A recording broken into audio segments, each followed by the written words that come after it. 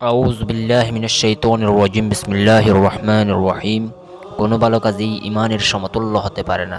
এই শিরোনামে আজকে কিছু কথা বলবো, আমল ও নিজের মধ্যে সর্বোচ্চ পরিমাণে ধারণ করার জন্য শুনবেন।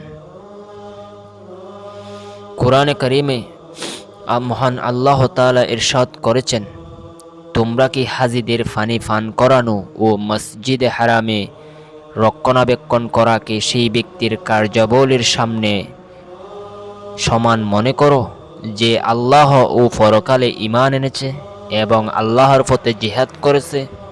আল্লাহর কাছে এরা সমতুল্য নয়। ব্যাখ্যা: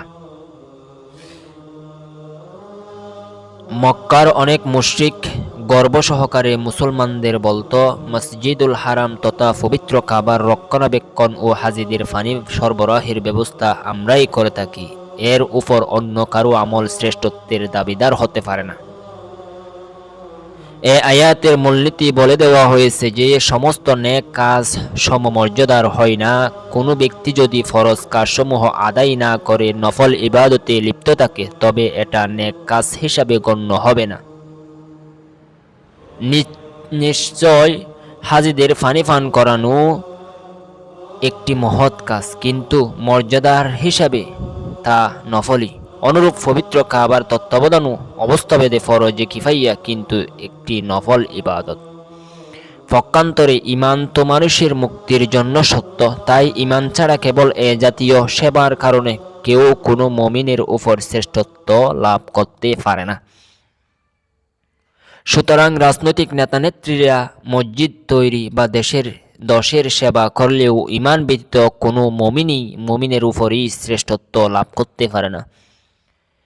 এবং ঈমান বিধ্বংসকারী কার্যকলাপ, হারাম কাজ ও উপার্জন থেকে দূরে না থেকে বেশি ইবাদতকারী ও কখনো হারাম ও ফরজ কাজসমূহের প্রতি গুরুত্ব প্রদানকারী মুমিনের সমতুল্য হতে পারে না।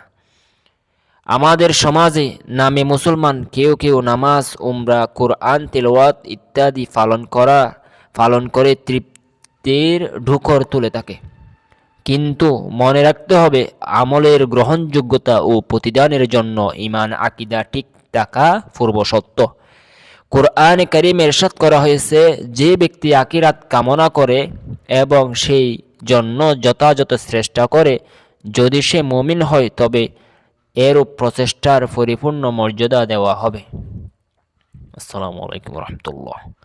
সুবহানাকাল্লাহুম্মা বিহামদিকা আশহাদু আন লা ইলাহা ইল্লা আনতা আস্তাগফিরুকা ওয়া আতুবু ইলাইক।